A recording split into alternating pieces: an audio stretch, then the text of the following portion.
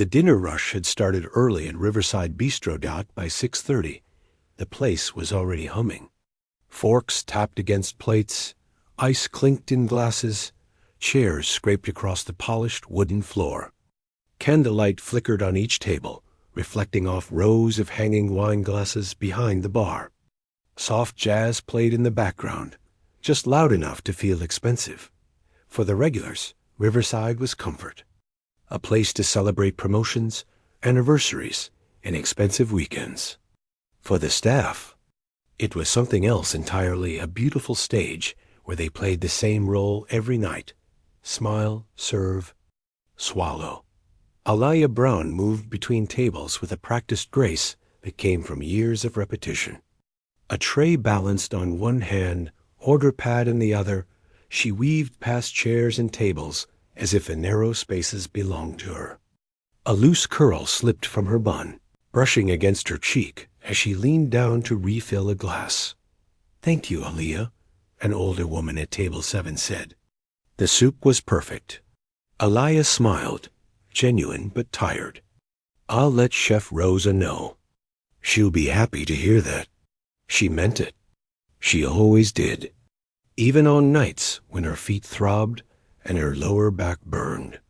Even on nights when her mind drifted back to unpaid bills sitting on the kitchen table at home. She pulled her pen from behind her ear, checked her list of tables, and blew out a quiet breath. "Okay," she whispered to herself. "We got this." As she rounded the corner toward the kitchen, Miguel fell into step beside her, holding a tray of empty glasses. "How's it looking out there?" he asked. "Busy," Aliyah replied. "But not terrible, yet." Miguel gave her a half-smile. "You just jinxed it." Before she could answer, the front door opened with a gust of cooler air, and 3 people stepped inside like they were entering a showroom. Miguel's smile faded. "Great," he muttered. "They're here." Aliyah followed his gaze.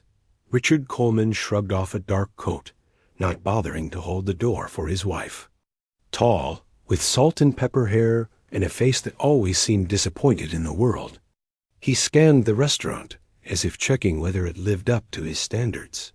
Beside him, Melissa Coleman adjusted an expensive scarf and smoothed a perfectly styled bob.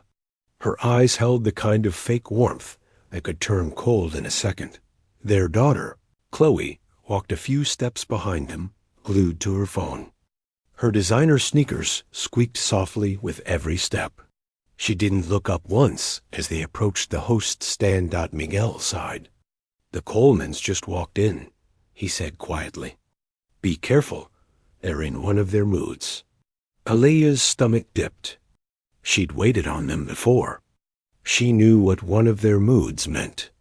Extra demands. Snide comments. Backhanded compliments that weren't compliments at all. But the section they were being led to was hers. She forced a small smile, even as her chest tightened. "Got it." The hostess led the family toward her section.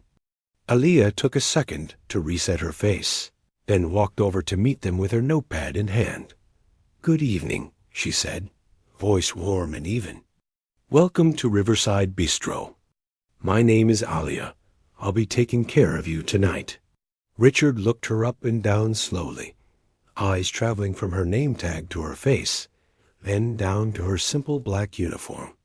There was no greeting in his expression, just evaluation. He murmured. Melissa glanced around, unimpressed. "Is this the best table you have?" she asked the hostess. "We usually sit by the window. This one is closer to the kitchen," Chloe muttered without looking up. "So the food doesn't take forever." Aliyah stayed silent. She was used to comments like that. The hostess apologized and promised to check availability. The family sat down anyway, Melissa carefully placing her bag on the chair beside her, as if touching the floor would poison it. "Can I start you off with still or sparkling water?" Aliyah asked. "Sparkling," Melissa said. "And make sure it's cold. Last time it was barely chilled." "Yes, ma'am," Aliyah replied. Sparkling, very cold. Got it. Chloe finally looked up and stared at Alaya like she was a boring ad she couldn't skip. Then she leaned closer to her mother and whispered loud enough for both Aliyah and Miguel, who was passing by, to hear. Ooh, why do we always get the slow waitress? Heat crawled up Alaya's neck, but she kept her face calm. She'd heard worse. The trick was to let it slide past her instead of sink in.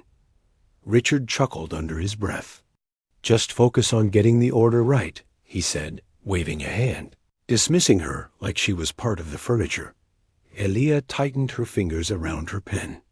I'll be right back with your water, she said quietly, then headed toward the bar. Behind the counter, Miguel was drying glasses. You okay? He asked, watching her face. Yeah, she lied. They're just being themselves. He shook his head. Rosa says if she ever wins the lottery, the first thing she's going to do is open a restaurant that bans jerks. Alea smiled a little. Put my name on the waiting list. She filled a glass with sparkling water, dropping in ice cubes one by one. The cold fizz stung her fingertips, grounding her back in the present dot. As she walked the drinks back to the table, she tried to push her thoughts aside. She wasn't just a waitress. She was a big sister, a caretaker, a woman who could run numbers in her head faster than most people with calculators. There was a time when she'd imagined herself in an office, not a restaurant.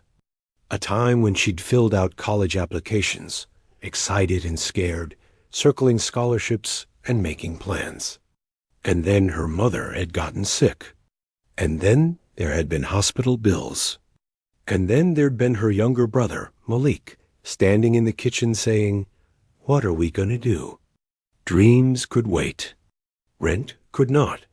Now math lived quietly in the background of her life, showing up in tip calculations and closed check totals.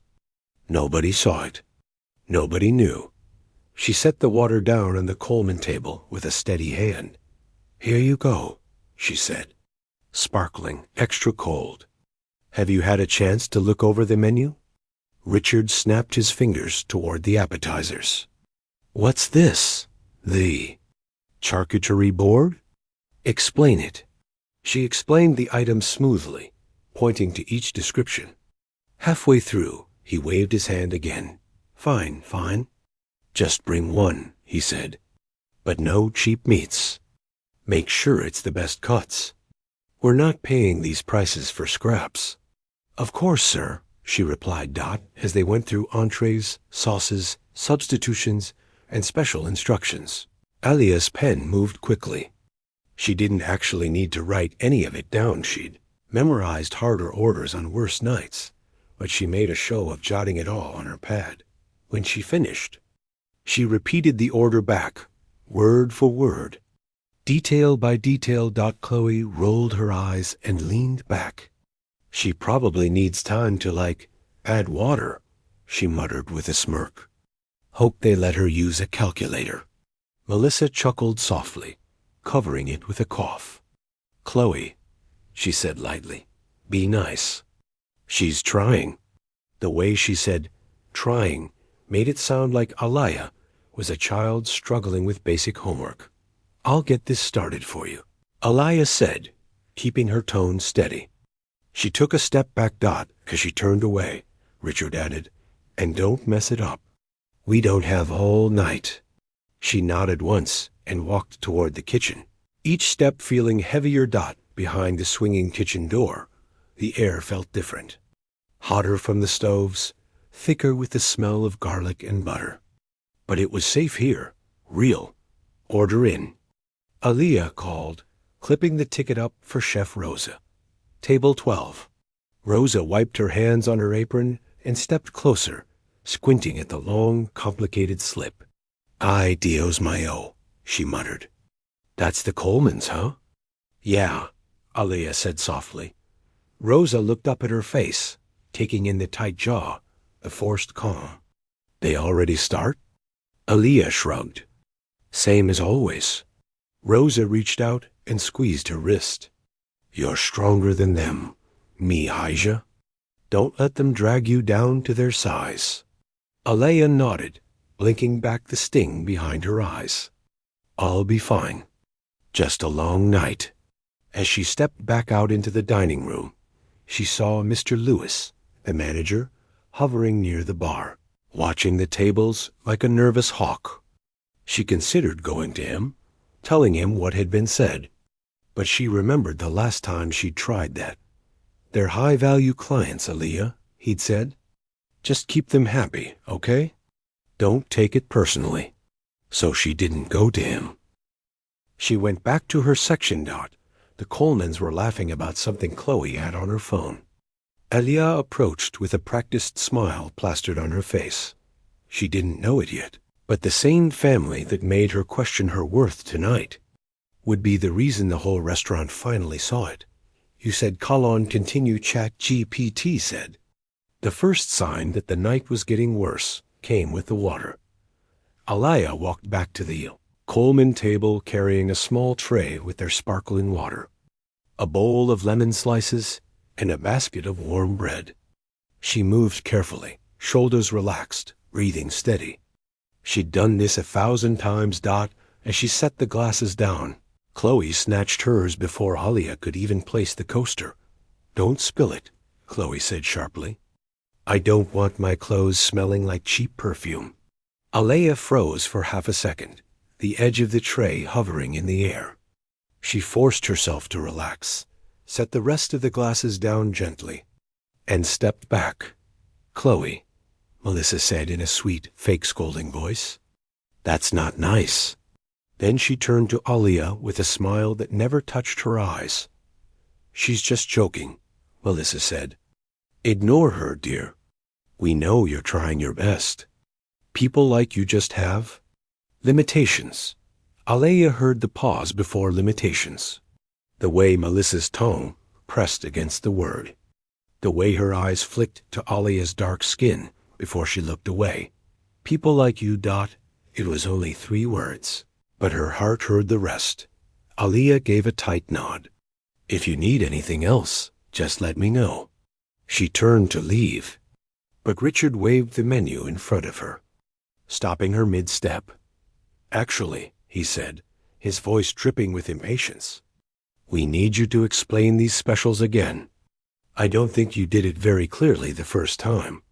Alea turned back, her pen still in her hand. Of course, sir. Which one would you like me to go over? He thrust the menu toward her face, tapping the page. This, the steak. How is it cooked? What's on it? And don't mumble. We're not mind readers. She could feel the eyes of the nearby table on her. A middle-aged couple, dressed neatly, paused their conversation and glanced over. Alea kept her voice, even as she explained the dish again, step by step. Our filet mignon is grilled to your preferred temperature, she said. It comes with garlic mashed potatoes and roasted asparagus. It's finished with a red wine reduction. Richard cut her off with a loud sigh.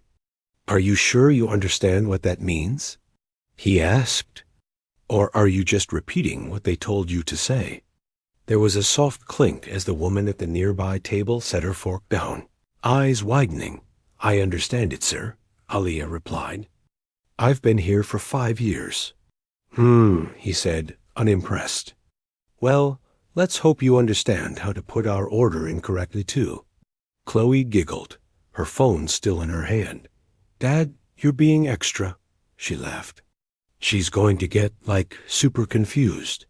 Chloe, Melissa said again, with that same fake tone. She's doing her best. Not everyone's good with numbers, sweetheart. Alea gripped her notepad a little tighter, her knuckles whitening. Would you like the filet medium or medium well? She asked, keeping her voice steady. Medium, Richard said, but not too pink. If it's wrong, I'm sending it back. I'll let the kitchen know, Alea answered. She took a step back, ready to escape the spotlight of their cruelty, but she knew this wasn't over. The night was still young. Their drinks hadn't even arrived, As the orders reached the kitchen and appetizers came out, the pattern continued in small, sharp doses. The charcuterie board was slightly uneven. The bread was too soft. The butter was too cold. None of these were real problems. They were excuses to complain, to sigh, to look at Alia like every tiny mistake proved something about her place in the world. When she brought out their main dishes, she set each plate down carefully. "Filet mignon for you," she said, placing it in front of Richard. "The salmon with lemon butter for you, Mrs. Coleman, and the truffle pasta for you, Chloe." She stepped back. "Is there anything else I can get for you right now?" Chloe poked at her plate with her fork. "This is fine," she said. "Just don't disappear. We might need you to fix something." Alea forced a small smile. "I'll be nearby." She turned away, her shoulders heavy. On her way to another table, she caught sight of Mr. Lewis standing near the bar, watching the dining room. For a split second, she thought about walking up to him and saying, "Please, step in." You know how they talk to people. But then she remembered the Coleman's name on the VIP list. The way Mr. Lewis always straightened his tie when they walked in. The way he called them valuable clients. So instead, she walked past him and kept working. The evening went on. Plates came and went. Other tables finished their meals, paid, and left with full stomachs and easy smiles. Only a few of them glanced over at the Coleman table. They might have heard something, seen something, felt something, but no one said a word. By the time dessert menus were handed out, Alea's feet felt like they were full of sand. But she took a deep breath and walked over one more time. "Would you like to see the dessert menu?" she asked gently. Chloe made an exaggerated face. "Ooh, no. I'm already full." She tapped her phone. "But we should probably go. I have stuff to do." Richard nodded and pulled out his wallet. "Fine," he said. "Let's get the bill." Alea nodded. "Of course, sir. Would you like it all together or split?" Richard smirked. "We'll split it," he said. "Food on one, drinks on another. And separate the appetizer. Also, add the coupon my wife has. And those loyalty points she mentioned." Melissa smiled sweetly. "Yes, we have one of your loyalty codes," she said. "It should be in your system. And we want to redeem points, but only for part of it. You can figure that out, right?" Chloe leaned forward, eyes gleaming. "Wait," she said suddenly. "I have a better idea." Alea watched her warily. "What would you like me to do?" Chloe grinned and lifted her phone, screen already glowing. "Let's see if she can count," she said. "Record this." She turned her phone camera toward Alia. "Go ahead," Chloe said loudly, her voice dripping with fake innocence. "Show us your skills. You can do math, right?" A couple at the nearby table went silent, forks halfway to their mouths. A man at another table paused with his glass midway to his lips. Alia felt heat rush to her face. She opened her mouth, closed it, then tried again. "I can handle your bill, ma'am," she said, but her voice sounded smaller than she wanted it to. Richard leaned back in his chair and chuckled. "You know, Melissa," he said, his voice louder now, "I'm surprised they hire people who can't even count change. Must be quality rules these days. Hire anybody, hope for the best." The words hit her like a slap. He didn't whisper. He didn't hide it. His voice rolled across the nearby tables, pushing humiliation into every corner of her chest. Chloe laughed, the phone still pointed at Alia's face. "Come on," she said. "Don't be shy. Show the camera how you do basic math." Time seemed to slow down in that second. Alia wasn't standing in Riverside Bistro anymore. She was 16 again, sitting in a cramped office at school, listening to her counselor say, "Accounting is pretty advanced, Alia. Maybe you should try something simpler." She was 19, at a store counter, being told, "Are you sure you understand the credit terms?" "I can explain it again, slower." She was 22. At a bank, while the teller carefully explained interest rates like she'd never seen numbers before. Each memory stacked itself in her mind like plates on a tray that was already too full. She looked over toward the bar. Mr. Lewis was there. He looked right at her. He saw the phone, the faces, the way she stood frozen. Their eyes met for a second. Then he turned away and started polishing a glass. The message was clear. She was on her own. Aaliyah felt her throat tighten. Her fingers curled around the edge of her notepad. She tried to swallow, but the shame sat heavy in her chest. I'll bring your bill right out," she managed to say, her voice thin. Chloe snorted. "Let's hope you don't take all night doing the math." As Aaliyah walked away from the table, Miguel stepped out of the kitchen with a tray in his hand. He caught sight of her face. Something in her expression too calm, too empty made his jaw clench. He followed her with his eyes as she disappeared around the corner toward the pay-as screen. The Coleman's laughter echoing behind her like a cruel soundtrack. And in his gut, a quiet thought rose up, steady and clear. This won't end the way they expect. It was the first sign that the night was about to change. Not for them. Aaliyah slipped into the storage room, closing the door softly behind her before the tears could fall. The second the latch clicked, her shoulders sagged, not from exhaustion, but from the weight sitting on her chest. She pressed her back against the shelf of folded napkins, letting the coolness steady her. For a moment, the world outside disappeared. No clinking glasses, no forced smiles, no rich voices dripping with superiority, no cameras pointed at her face, just the quiet hum of the refrigerator and her own breathing shaky, uneven. She wiped her eyes with the back of her hand. "Don't cry," she whispered to herself. "Not here. Not for them." But her body wasn't listening. The humiliation kept replaying in her mind. Chloe's raised phone, Richard's sneer, Melissa's soft, poisonous voice, the way everyone else had chosen silence. She closed her eyes, and memories rose up uninvited. Her mother sitting at the kitchen table years ago, stacks of bills spread out. "You're smart, Aaliyah," she always said. "Smarter than I ever was. Don't let this world tell you who you are." Her mother believed in her. Always. Then came the day her mother got too sick to work. Aaliyah had walked into the restaurant, not because it was her dream, but because it was the only way to keep the lights on. She remembered filling out job applications between hospital visits, watching her brother grow up faster than any teenager should. She remembered the scholarships she almost applied for, the accounting program she almost started, the internship she almost said yes to, but almost couldn't pay rent. She wiped her cheeks again and let out a shuddering breath. "Maybe they're right," she whispered, the thought slicing through her. "Maybe I'm just this, just a waitress, just someone people laughed at, just someone to film, mock, and forget."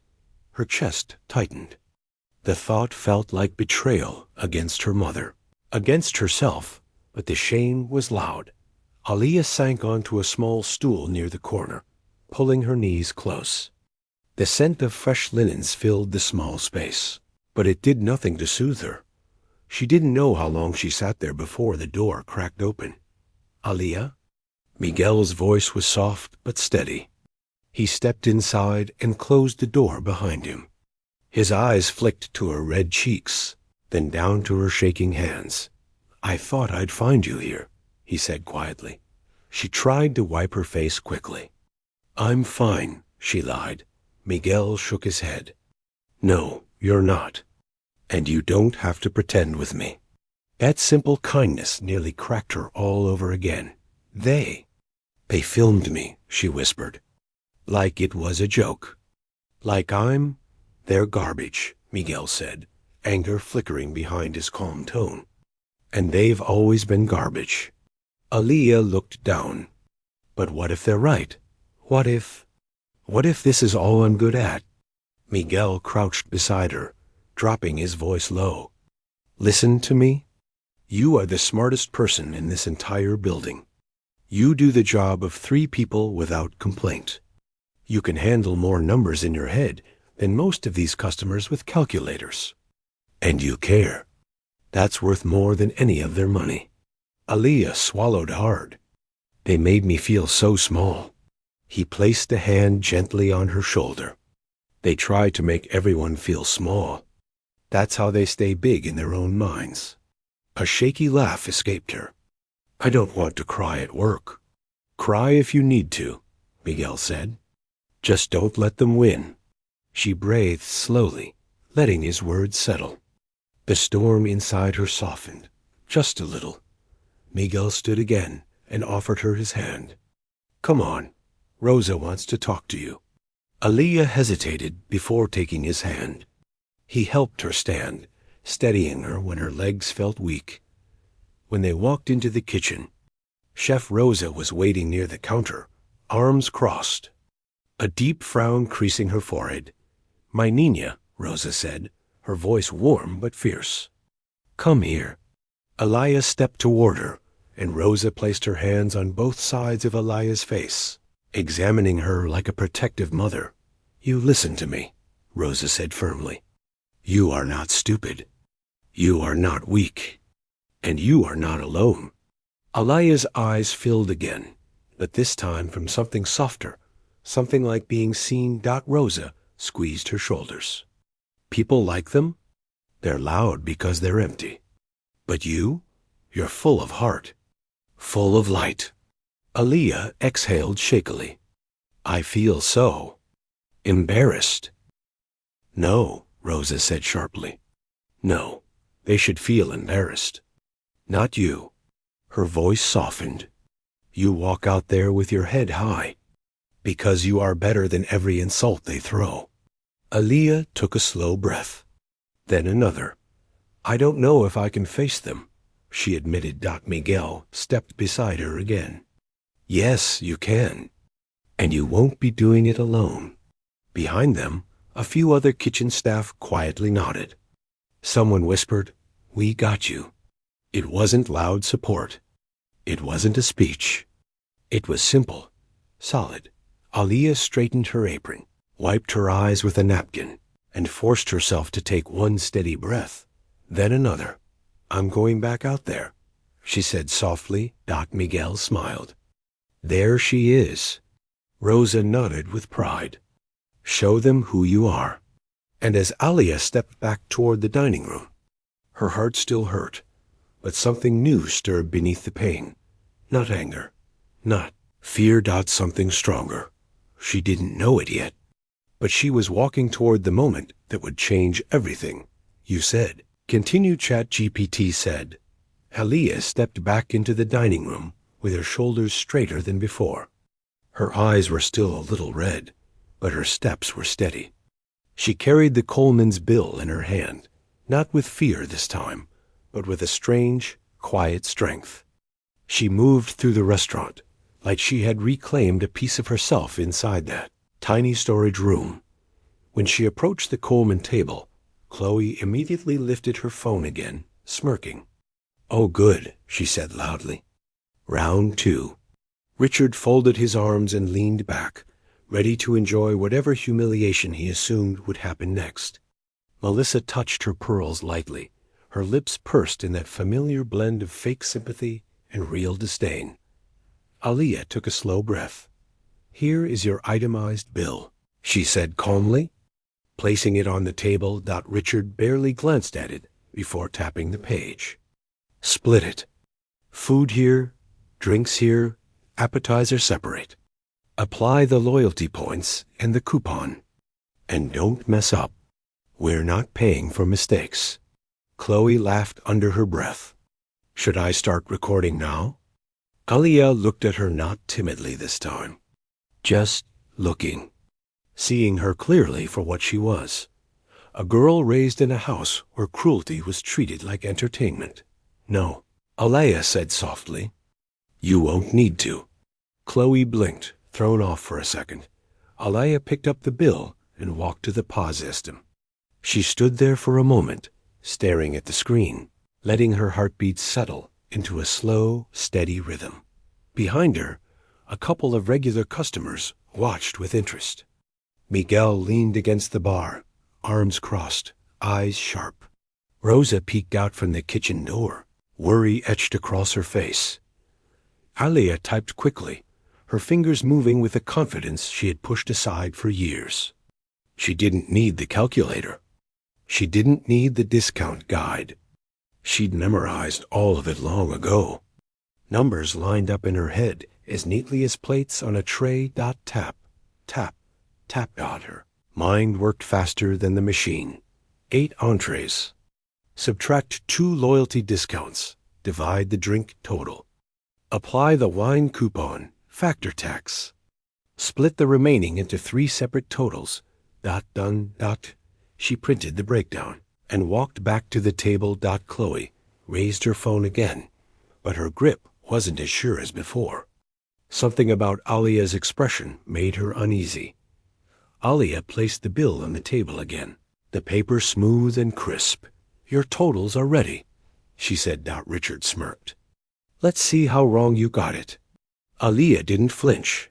For the food, she said clearly. Your total after the loyalty deduction is $243.50. She placed the first slip in front of Melissa, who stiffened. For the drinks, she continued. Your total after the wine coupon is $98.20. She placed the second slip before Richard. And the appetizer, she said, comes to $33.98. She placed the third slip in front of Chloe. A hush fell over the nearby tables. Richard frowned, pulling out his phone. Melissa leaned closer. Chloe zoomed in on the numbers on her screen. Each one was perfect, exact, down to the cent. You calculated all that. Already? Chloe asked, lowering her phone. Alia nodded. Yes, in my head. Richard scoffed, but couldn't hide his confusion. That's impossible. You didn't use anything. One of the regulars, a math teacher who always sat near the window, cleared his throat softly. She's right, he said. The numbers add up, exactly. The room shifted. Even Melissa looked startled. Wait, how did you do that so quickly? Alia folded her hands gently in front of her. I've always been able to do math in my head, she said simply. Numbers are easy for me. Chloe stared, speechless for the first time all evening. Richard opened his mouth, but Miguel appeared from behind the bar before he could speak. She graduated top of her class in math, Miguel said proudly. She tested into advanced accounting programs before she had to take care of her family. She's not slow. She's brilliant. Soft murmurs spread through the restaurant. People listened. People nodded. People believed. Chloe's recording phone slowly dropped to her lap. Alia turned to Richard. You assumed I wasn't capable, she said softly. You didn't ask. You didn't know me. But numbers don't lie. And neither do I. There was no anger in her voice, just truth. The kind of truth that didn't shout, but echoed. Richard's face turned red. Melissa shifted uncomfortably in her seat. Chloe stared down at her hands, cheeks flushing hot pink. From the kitchen doorway, Rosa whispered, "Sí, mi niña."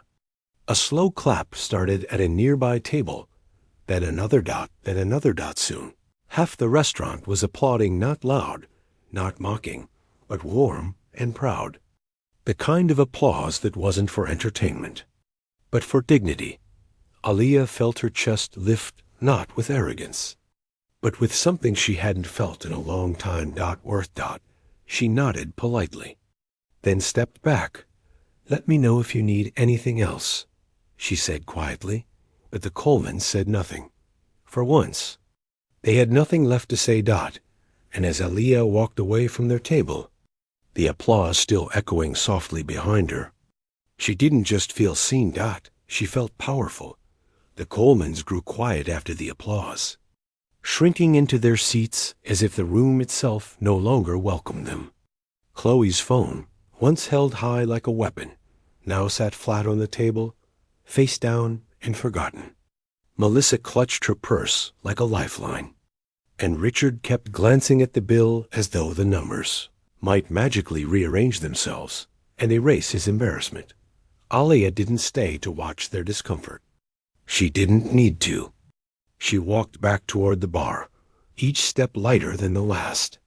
A few customers smiled at her as she passed. One older woman reached out gently and whispered, "Good for you, sweetheart." Alia thanked her quietly. Warmth settling in her chest, Bat Miguel met her behind the counter, eyes shining with pride. "You were incredible," he said. "I've waited years to see someone put them in their place." Alia laughed softly, the sound surprised and slightly shaky. "I just got tired of feeling powerless." "You weren't powerless tonight," Miguel said. "Not for a second." Chef Rosa pushed through the kitchen door and grabbed Alia in a tight hug. "Mi niña," she exclaimed. I told you they were nothing compared to you." Alia hugged her back, letting herself enjoy the rare moment of being held, not because she was hurt, but because she had risen above it. Mr. Lewis approached next, adjusting his tie nervously. "Alia," he said quietly, "I saw what happened. I should have stepped in earlier. I'm sorry." She studied him for a moment. He looked smaller somehow, humbled, maybe even ashamed. "Thank you," she said. "Just make sure it doesn't happen again. To me or anyone else." "I will," he promised. "Starting tomorrow, the staff will get new harassment protections, and we'll be addressing customer conduct more seriously." It wasn't everything, but it was something. A start. As the night wound down and the dining room emptied, a man in a navy suit approached her table. She didn't recognize him, but he held himself with quiet confidence. "Excuse me," he said gently. "Are you Alia?" She nodded cautiously. "Yes, sir." "I'm Daniel Brooks," he introduced himself. "My firm handles accounting and financial consulting downtown. I witnessed what happened earlier, and your math skills were remarkable." Her heart skipped. "I'm not just complimenting you," he continued. "I'm offering you an opportunity. We have a junior accounting position open, training included, good pay, and I think you'd be a perfect fit." Alia blinked, stunned. "Wait, you're serious?" "Very," he said, handing her a crisp business card. "Call me tomorrow. I'd like to schedule an interview." Her fingers trembled as she accepted the card. "Thank you," she whispered. "You have no idea what this means." "I think I do," he said with a gentle smile. "People underestimate talent when they're too busy judging." "I don't." After he left, Alia held the card to her chest, her breath catching in her throat. Miguel leaned over her shoulder, reading the name. "Oh my God," he muttered. "Alia. That's one of the biggest firms in the city." She didn't speak. She just smiled a real smile, full and bright and hopeful. When closing time came, she gathered her things from her locker and stepped outside into the cool night air. The stars shimmered faintly above the streetlights. Her younger brother Malik had been waiting in the car, studying on his tablet. He looked up as she opened the door. "Hey," he said. "Long shift?" "Yeah," she said softly. "But something amazing happened." He closed the tablet and listened as she told him the story. Not every detail, just the important ones. The ugly comments, the math, the applause, the job offer. Malik's eyes widened with every word. "Ali," he breathed, "you're a genius." "I always told you." She laughed quietly, brushing his curls from his forehead. "I'm not a genius. I just finally remembered who I am." He leaned over and hugged her tightly. Mom would be so proud. Her throat tightened, but she nodded. Yeah, I think she would. As they pulled away from the restaurant, Aliyah looked at her reflection in the side view mirror. The woman staring back wasn't small. She wasn't invisible. She wasn't just a waitress. She was capable, strong, brilliant, and she finally believed it. The Colemans had tried to define her worth with their money, their mockery, their assumptions. But in the end, the numbers had spoken louder than they ever could. And the truth was simple. She was never the one who couldn't count they were. Aliyah smiled to herself as the city lights flickered past the car windows. A new chapter was waiting. And for the first time in a long time, she felt ready.